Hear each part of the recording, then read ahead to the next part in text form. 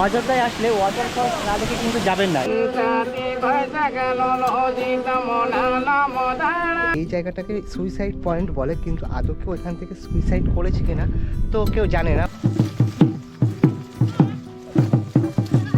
খুবই ভালো, পাহাড় তো এমনি ভালো লাগে, তা এখানটার পরিবেশটা কত সুন্দর লাগছে। নিচে নামতে যতটা সহজ, উপরে উঠতে কিন্তু ততটাই কঠিন। এখন কোনো অসুবিধায় পড়েছে। বাইকে পাহাড় ভ্রমণের মজাই আলাদা, অসম্ভব সুন্দর জায়গা। পলাশ ফুল হ্যাঁ, যখন ফুল অনেক ফুটে ওই টাইমও তো অযোধ্যার পাহাড়ের একটা অন্যতম সৌন্দর্য কিন্তু এই আপার গ্রাম। শীতের শেষ, বসন্তের শুরু, পলাশ ফুল দেখতে আপনাকে আসতেই হবে। এই পুরুলিয়ার উদ্দেশ্যে চলে এলাম এবং পলাশ ফুলের সময় চলে এসছে। এখন পুরুলিয়ায় পলাশ ফুল ফুটতে শুরু করেছে।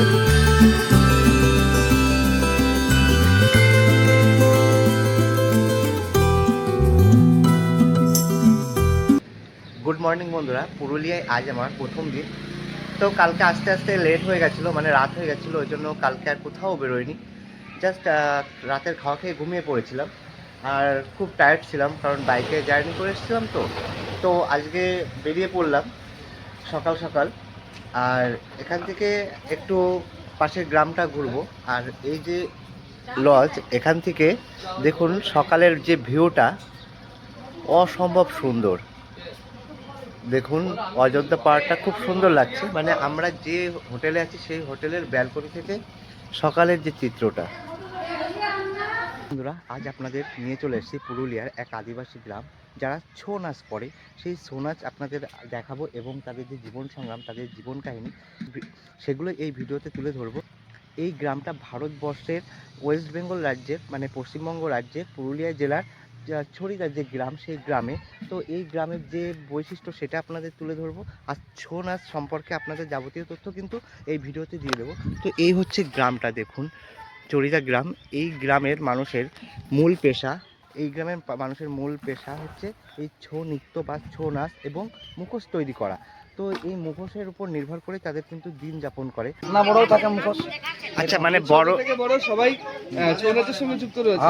এবং বাচ্চারা যে নাচে নিজে থেকে গেছে, জোর করতে হয় না, জোর করতে হয় না। আপনারা দূর দূরান্তে যান নাচ করতে? কত দূরে যান? আমরা এই কি নাম বলে কলকাতা, এই তোমার এই কি নাম বলে দিকে ফরেন টরেন জানিয়েছিল, আমাদের দাদুরা জানিয়েছিল ওইরকম জাপান, স্পেন, হংকং। আপনাদের হংকংও গেছে, জাপানেও গেছে। আপনাদের মুখোশ গ্রাম কতদিনের পুরনো গ্রাম এবং কতদিনের? বহুত দিনের। তুমি গমেশ সিং কে জানিয়েছিলে? হ্যাঁ, গমেশ সিং পদ্মশ্রী যে পাইছে এটা। হ্যাঁ, ওর নাম হচ্ছে গমেশ সিং। গমেশ সিং, আরেকটা কি যেন আছে। হ্যাঁ, ওদের চিনলে আমরা সৃষ্টি। আচ্ছা, ওনার জায়গায় যাবো, ইচ্ছে রয়েছে। হ্যাঁ, আচ্ছা, উনি বা পদ্মশ্রী পুরস্কার পেয়েছে। আচ্ছা, আর আপনারা কলকাতা ছাড়াও, ভারতবর্ষ ছাড়াও বিদেশেও যান, তাই তো? এই নাচ। আচ্ছা, মানে আপনাদের এই নাচ মানে বিদেশেও বিখ্যাত। আচ্ছা আচ্ছা, মানে আপনি কত বছর এই পেশার সাথে যুক্ত, মানে জন্ম থেকে? দেখো এটা বড় ছয়ের আমরা শিখিনি। আচ্ছা আচ্ছা, মানে এইভাবে এই যে বাচ্চারা তো শিখছে, মানে করছে। হ্যাঁ, দেখছিলাম মাঠে ওরা গোল খাচ্ছিল। তা এটা কি মানে? এইটাই বায়ানটাই, এটা মানে গমেশ সিং এর ওই যে পদ্মশ্রী বায়ান ছিল। আচ্ছা আচ্ছা, হ্যাঁ। আর এখন ওই যে কার্তিক সিং আছে, মানে গমেশ সিং তো মারা গেছে না। হ্যাঁ হ্যাঁ, তো কার্তিক সিং আছে না, হ্যাঁ। ও একটা বায়ান। আচ্ছা, নমস্কার, আসুন, আপনি একটু আসুন। হ্যাঁ, নমস্কার। ভালো আছেন তো? তা আপনাদের এই মুখোশ গ্রামে আজকে এসছি, মানে পুরুলিয়া ঘুরতে এসছি। তা মুখোশ গ্রাম সম্পর্কে কিছুটা জানি, যদি আপনারা একটু বলেন। এটা তো ভারতবর্ষের একটা ঐতিহ্যবাহী শিল্প, মুখোশ শিল্প এবং ছৌ নাচ। তো এই বিষয়ে যদি আপনারা একটু বলেন। শুনুন, আমাদের এখানে মুখোশ গ্রাম। হ্যাঁ, আমরা এই ছৌ নৃত্য পুরুলিয়ার মাটি থেকে আমরা মানে এই মুখোশ তৈরিও হয়েছে আর ছৌ নৃত্যও করেছি। হ্যাঁ হ্যাঁ, মানে দুটোই একসাথে। ছৌ নৃত্যও করেছি। আমার ডাক নামটা গালু বলে। হ্যাঁ, আর এইসব আধার কার্ডে সর্বেশ্বর আছে। আচ্ছা আচ্ছা, আমি চৌদা গ্রামের, মানে মুখোশ গ্রামের আমি। আচ্ছা, নাচ প্রোগ্রাম করি আমরা, যেটা প্রোগ্রাম মানে দেখাই আমরা প্রোগ্রাম করতে যাই। আচ্ছা আচ্ছা, আপনারা কত দূর যান? ধরুন না 25-30 এরকম হয়ে যায়। আচ্ছা, না ভারতবর্ষ ছাড়াও আপনারা বিদেশের মাটিতেও না? বিদেশে ধরুন না মানে 10 মিনিট 15 মিনিট এরকম করে নাচ হয়। মহিষাসুর না, আমি বলছি বিদেশেও গেছেন তো নাচ করতে? আর কোন কোন দেশে? দেশে এইসব যা আমাদের এই যে ওস্তাদ আছে গমেশ সিং, হ্যাঁ, উনি যাইছিলেন জাপান, ইউরোপ, এরকম মানে বহুত জায়গাটা অত ভেজে জায়গা যা আচ্ছা আচ্ছা। আপনাদের এই নাচ কতদিনের পুরনো, মানে এই ছৌ নাচ বা মুখোশ?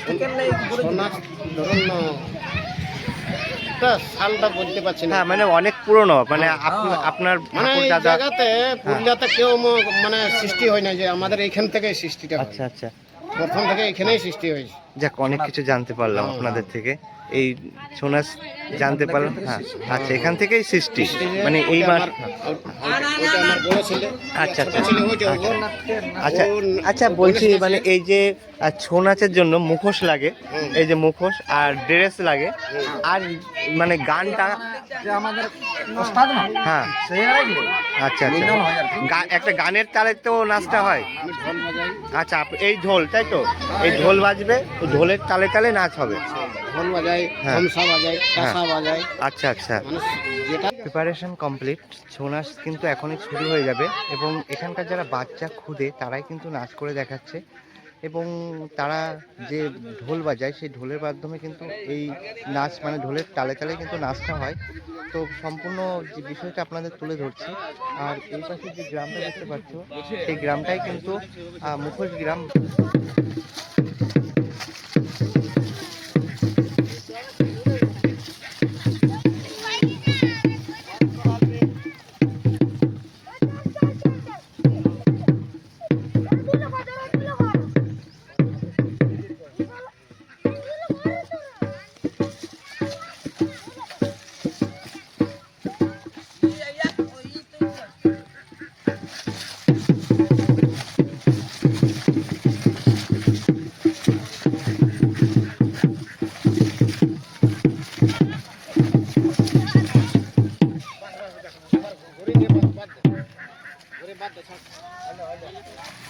খুব ভালো করেছো, খুব ভালো করেছো। খুব সুন্দর। সুন্দর সুন্দর। এটাই লাস্ট। হ্যাঁ, ঠিক আছে। ছোট্ট একটা মনে রাখলো, এটাই আমরা আমরা এই প্রথম যে এই সৃষ্টিটা হয়েছে ওইখান থেকে লেগে আছে। পুরো সৃষ্টি থেকে, মানে অনেক বছর হয়ে গেল, তাই তো? আর এই যে ছৌ নৃত্যর সৃষ্টিটা এখান থেকেই হয়েছে। এখান থেকে সৃষ্টি প্রথম এখান থেকেই পুরুলিয়া হয়েছে। থেকে? পুরুলিয়ায়। এখান থেকে পুরুলিয়া এই গ্রামটার নাম বলে দিন। গ্রামটার নাম হলো চড়িদা। চড়িদা গ্রাম পুরুলিয়া থেকে। গ্রাম থেকে এই সৃষ্টিটা হয়েছে। হ্যাঁ। এবার খেতে চলে আসলাম সাউথ ইন্ডিয়ান খাবার। তো দেখুন, খুব সুন্দর বানিয়েছে। আর এর আগে ছিল ইডলি, তাই তো? ইডলি, এবার ধোসা খেয়ে তারপর হ্যাঁ, ওই যাই হোক, খেয়ে আমরা বেরিয়ে পড়বো। আর আজকেও কিন্তু লং জার্নি হবে, ওই জন্য পেট পুরে খেয়ে নিচ্ছি। দুপুরে টাইম পাবো কিনা জানি না। খাওয়া দাওয়া কমপ্লিট করলাম এই দোকান থেকে সাউথ ইন্ডিয়ান খাবার। তো ভালো লাগলো। এবার আমরা আমাদের গন্তব্যে রওনা দিয়ে দেবো। বাইক রেডি হচ্ছে, রাজাদা বাইক রেডি করছে। তো আর যেতে যেতে কথা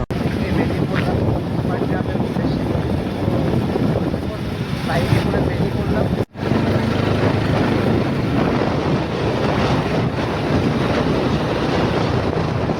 বাইক নিয়ে উঠছি অযোধ্যা পাহাড়ে।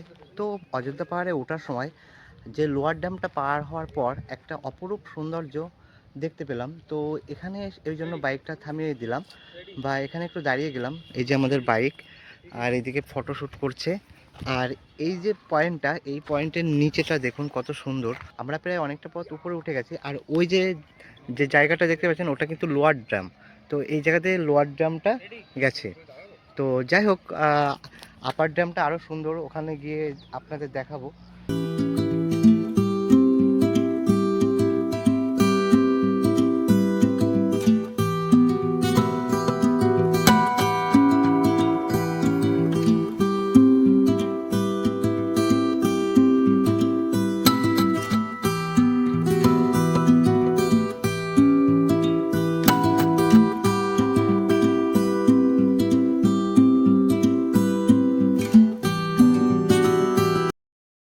পৌঁছে গেলাম আপার ড্যাম। তো আপার ড্যামটা সত্যি খুব সুন্দর একটা জায়গা, খুব সুন্দর পরিবেশ। পুরুলিয়া অযোধ্যা পাহাড়ে একটা মানে মোস্ট প্লেস হচ্ছে এই আপার ড্যাম। আর এই যে সময়, এই সময় কিন্তু প্রচুর পর্যটক চলে এসছে এই জায়গার মানে এই আপার ড্যামের যে সৌন্দর্য, এই আপার ড্যামের প্রচুর পর্যটক চলে এসছে এই টাইমে, যে সৌন্দর্য উপভোগ করছে আপার ড্যামের যে সৌন্দর্য। আর এদিকের জলটা দেখুন, এই যে লেকের জল অসাধারণ, কিন্তু পাহাড়ের উপরে একটা লেক, সেই লেকের জলটা এত সুন্দর। এদিক থেকে পাহাড়টা কত সুন্দর লাগছে। আমরা কিন্তু ওই দিক থেকে ঘুরে ঘুরে এসেছি। আর ওই যে হচ্ছে চরিদা গ্রাম, আমরা যেখানে ছিলাম, মানে এখান থেকে বোঝা যাচ্ছে না, তবুও যতটা একটু জুম করে দেখাই, অসাধারণ লাগছে দেখুন। অত কম বলা যাবে না। এই যে পলাশ ফুল, হ্যাঁ, যখন ফুল অনেক ফুটে ওই টাইমও লোকজনের ভিড়। আচ্ছা, তা মানে এই সকাল থেকে কোন সময়ের মধ্যে বেশি পর্যটক এখানে আসে? সকাল টাইমে বিশেষ করে আসে, মানে এই জায়গার যে মনোরম দৃশ্যটা, সত্যি কোন টাইমটাই ভালো লাগে? মানে সানসেট না সকাল হ্যাঁ, এবং বিকাল। সকাল এবং বিকাল, তাই তো? নাহলে রোদে অনেক লাগবে। আচ্ছা আচ্ছা, ঠিক আছে, ভালো লাগলো, ভালো থাকবেন। দেখুন এখানে ড্রোন উড়ানো হচ্ছে। হাওয়ার মধ্যেও আমরা চলে উঠে তোমাদের দেখাচ্ছি। এবার আমাদের বাবা বেশ ভালোই হচ্ছে, তারপর তো যদি ওরে ঠিকঠাক করে বেড়েই যাবে। জয়স্টিক লাগাইছি এখন নেগেটিভ ভাই জয়স্টিক লাগাতে। এদিকে ড্রোন উড়িয়ে দিয়েছি, আমাদের পক্ষীরা ছুটে গেছে, কি অবস্থা? আর এখানে তার কিন্তু জয়স্টিক লাগানো হয়নি, ড্রোন উড়িয়ে দিয়েছি। কি অবস্থা? তাদের আগে পাটগ্রামটা দেখলাম, এখানে অনেকটা টাইম কাটালাম, ড্রোন উড়ানো দেখলাম। যাই হোক, এবার এখান থেকে এক্সিট হয়ে একটা গ্রামে উঠবো, আরও হিলটপে উঠবো। এখানকার পরিবেশ কিন্তু অসাধারণ সুন্দর। তো মনোরম পরিবেশে আপনারা একবার আসলেই বুঝতে পারবেন।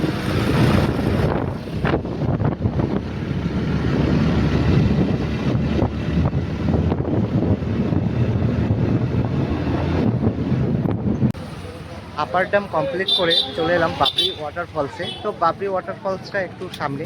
এই ওয়াটারফলসটা কিন্তু এই অযোধ্যা পাহাড়ের সব থেকে বড়। তো আস্তে আস্তে ভিতরে ঢুকবো এবং এই অযোধ্যা পাহাড়ের যে বাবরি ফলস, এই ফলসটা আপনাদের সামনে তুলে ধরবো। তো চলুন, এই হচ্ছে গেট, বাবরি ওয়াটারফলস। আপনি ওয়াটারফলসে নামতে গেলে অনেকগুলো ধাপ কিন্তু পেরোতে হবে, মানে অনেকগুলো সিঁড়ি ভাঙতে হবে, ভেঙে নিচে নামতে হবে। খেজুরির পাতা দিয়ে তৈরি হচ্ছে, কত সুন্দর হাতের নিপুণ কাজ। তো মাত্র 50 টাকায়, তাই তো দাদা? হ্যাঁ। আর আমাদের কিন্তু এই সিঁড়ি ভেঙে নিচে নামতে হবে। হ্যাঁ, অবশ্যই নামবো, অনেকটাই সিঁড়ি ভাঙতে হবে দেখুন। তো আসো আসো, চলে আসো চলে আসো, চলে আসো। বিশাল ভয় লাগবে ভাই, বিশাল। ওই চরিতে বেশি ভয় লাগবে। আর চলে সত্যি অসাধারণ ভিউ বামনি ফল, কিন্তু নামতে অনেক কষ্ট হলেও এখানে এসে শান্তি, মানসিক শান্তি।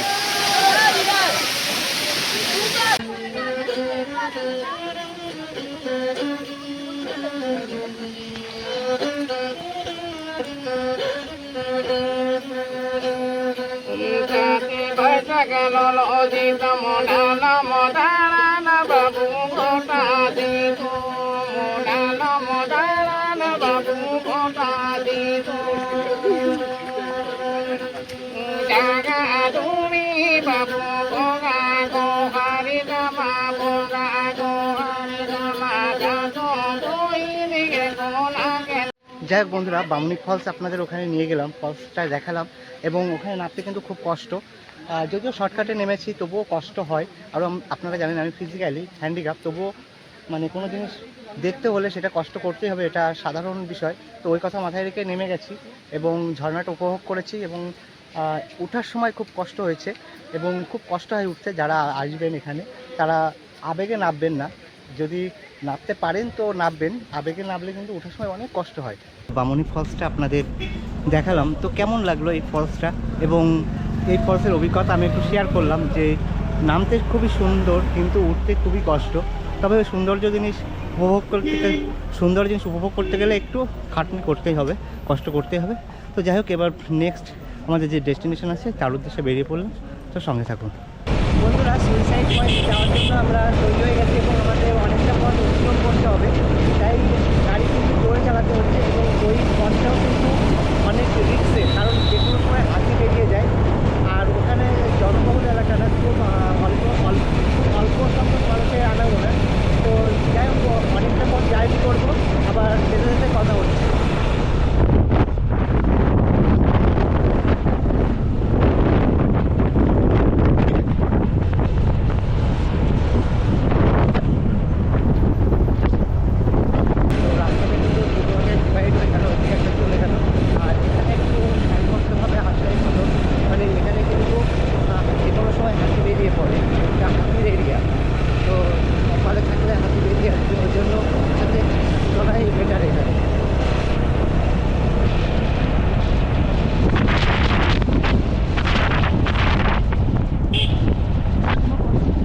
বন্ধুরা, এতক্ষণ জার্নি করে এসে এই সুইসাইড পয়েন্টে এসে পৌঁছালাম।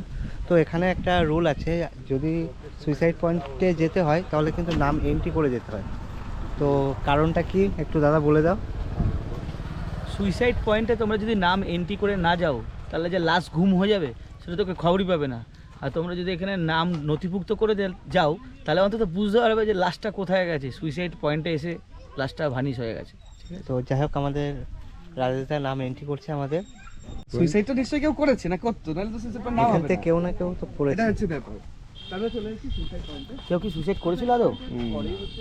আমরা জানিনি। মানে তোমরা জানো না? ও এখানে কি এরকম ব্যাপার নেই যে কেউ সুইসাইড করেছিল? না, এত লোক আসছেন বাপ, করবো তো কেউ কোনো করেনি, মানে তাহলে আমরাই প্রথম করবো, তাই তো? না না, তোমরা কি তো করবে বাপ, তোমরাও নাই করবে। আমরা তো ভাবলাম এখানে হয়তো কেউ সুইসাইড করেছে, তার জন্য এখানে নামটা হয়েছে সুইসাইড। ও পড়লে আর উঠতে পারবেন না বাবা, সেই ও দিদা, আমরা বিয়ে করবা? হ্যাঁ, আমরা বিয়ে করবা? তোমার তো চলো, কি তোমার নিয়ে যাবো, বুড়া বিয়ে লোক করে বাবা, আমি কি বুড়ো তাই কি হয়েছে? তো বুড়ো তো কি হয়েছে, তুমি বিয়ে করে নিয়ে যাবো বুড়া তোমার? লোক, দেখছো না হাত ভাঙা, কি কাম করে দিব। তো যাই হোক, সুইসাইড পয়েন্টের একটু নিচের দিকে যাব আর ওখানে দেখব। তো খুব সাবধানে নিচে নামতে হবে, সুইসাইড পয়েন্টে যেতে গেলে খুব সাবধানে নিচে নামতে হবে। সুইসাইড পয়েন্টে যেতে গেলে একটু কষ্ট করতেই হবে, কারণ এই জায়গাটা অনেক রিস্কি আর অনেক পথ অতিক্রম এবং অনেক রিস্কি পথ অতিক্রম করে এবড়ো খেবড়ো যে ধাপ অতিক্রম করে উপরে উঠতে হবে। তো দেখুন রাস্তাটা।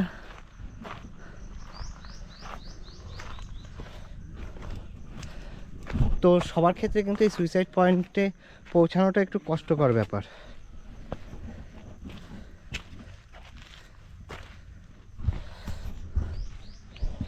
তো আমার নিজেরই খুব কষ্ট হচ্ছে উপরে উঠতে, তবুও চলুন যাই, দেখে আসি জায়গাটা। এখন অনেক উচ্চতায় উঠে গেছি, তো সত্যি ওঠাটাই কষ্টকর ব্যাপার। আর যাই সামনের দিকে যাই।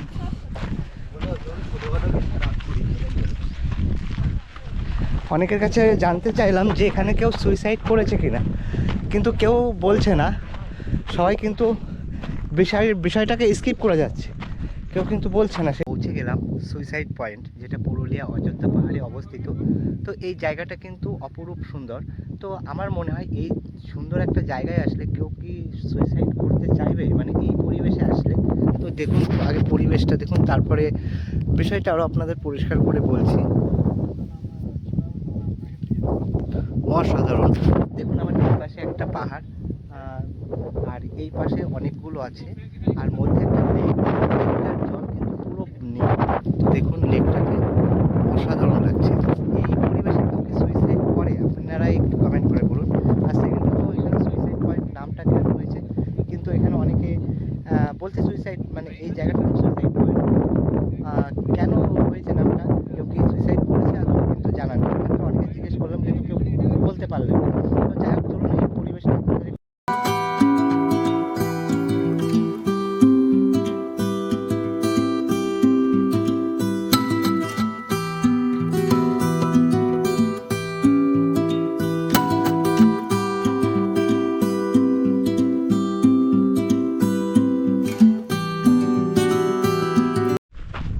তবে বন্ধুরা, সুন্দর একটা জায়গা এবং সুন্দর প্রাকৃতিক একটা জায়গা ছেড়ে চলে যাচ্ছি।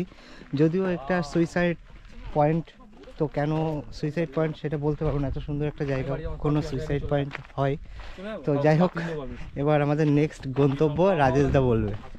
কোথায়? জিলিং সেরেং। নেক্সট গন্তব্য জিলিং সেরেং, ওখান থেকে খয়রাবেড়া ড্যাম, তারপরে চরিতা। চলো তাহলে। তবে বন্ধুরা, আপনাদের ভালোবাসা, আপনাদের উৎসাহ থাকলে অনেক দূর যেতে পারবো। এত সুন্দর সুন্দর, যদিও কষ্ট হলো, মানে প্রতিবন্ধী মানুষ অনেক কষ্ট করে এত পাহাড় টেক করতে হয়, তবু আপনাদের ভালোবাসায় সেই জায়গায় পৌঁছে যায়। তবে আশা করি এভাবেই সবসময় পাশে থাকবেন।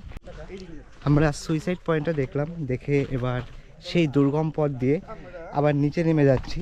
তো প্রশ্ন একটাই, এত সুন্দর জায়গা, এত সুন্দর ভিউ, এত সুন্দর মায়াবী জায়গায় সুইসাইড পয়েন্ট কেন নাম হলো, কেন এত সুন্দর জায়গা সুইসাইড করলো কে বা? তো চলুন এবার এখান থেকে জিলিং সেরিং যাব। তো যেতে অনেক টাইম লাগবে, আর পাহাড়ি পথ সেভাবে বাইক জোরে চালানোও যাচ্ছে না। তো চলুন আস্তে আস্তে সামনের দিকে এগিয়ে যাই।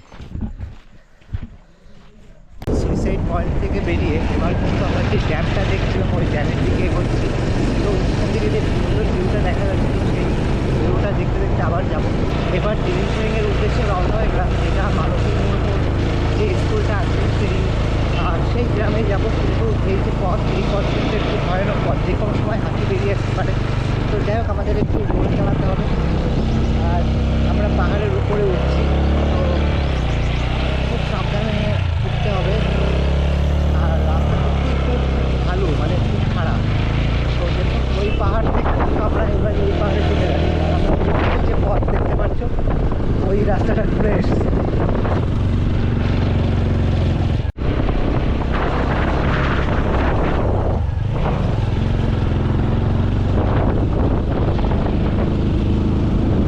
এই মুহূর্তে পৌঁছে গেলাম জিলিং সেরেং গ্রামে। তো এটা পুরুলিয়ার একবারে অযোধ্যা পাহাড়ের টপে অবস্থিত। তো যে দুর্গম পথ পেরিয়ে এলাম, এই জিলিং সেরিং গ্রামে আসতে গেলে যে দুর্গম পথ পেরোতে হয়। জিলিং সেরিং গ্রামটা আপনারা অনেকেই জানেন। তো এই গ্রামে একজন মহিলা, ভদ্র মহিলা মালতী মুর্মু, ওনার একটা স্কুল আছে। ওই স্কুলটা উনি কিন্তু একবারে বিনা খরচায় চালায়। সেখানে একটা মাসিমার সাথে কথা হয়েছিল, লকডাউন থেকে কিন্তু বিনা পয়সায় স্কুলটা উনি চালাচ্ছেন। মানে এই গ্রামটা কিন্তু আজকে আপনাদের ঘুরে দেখাবো, এবং যে স্কুলটা আছে সেই স্কুলটাও দেখাবো। তো চলুন আস্তে আস্তে সামনের দিকে এগিয়ে যাই। দেখুন জিলিং সেরিং গ্রামের যে বাড়ি ঘরদোর আছে, এই গ্রামে যারা বসবাস করে তাদের যে কত কঠিন জীবন।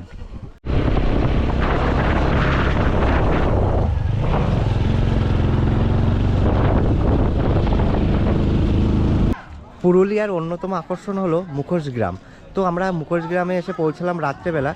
সকালে বেরিয়েছি এবং সারাদিন বিভিন্ন স্পটে গেছি এবং বিভিন্ন জায়গায় ঘুরেছি, সেগুলো ক্যামেরাবন্দি করেছি। এবং মুখোশ গ্রাম আস্তে আস্তে কিন্তু আমাদের রাত হয়ে গেল। সেগুলো মানে রাত্রেবেলা নিয়ন আলোতে মুখোশ গ্রামের যে চিত্র, সেটা কিন্তু ভিন্ন।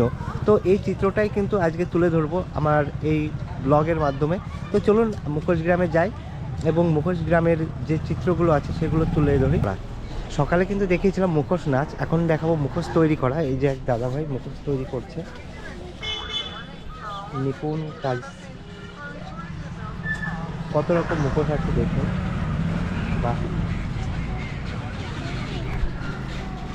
তো পরবর্তী দোকানে যাব এবং সেই দোকানে দেখুন মুখোশ তৈরি করছে, রাখা আছে এখানে। হ্যাঁ, মুখোশের বিভিন্ন জিনিসপত্র কিন্তু রাখা আছে। আর ওই দেখুন কত সুন্দর সুন্দর মুখোশ তৈরি করেছে।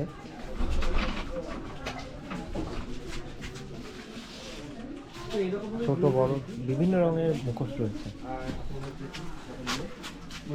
সুন্দর লাগছে। চলো চলো করো, আসো। কি কোনটা নিবি? আমি তো ওইটাই নেবো যেটা মুখ করলো। ঠিক আছে।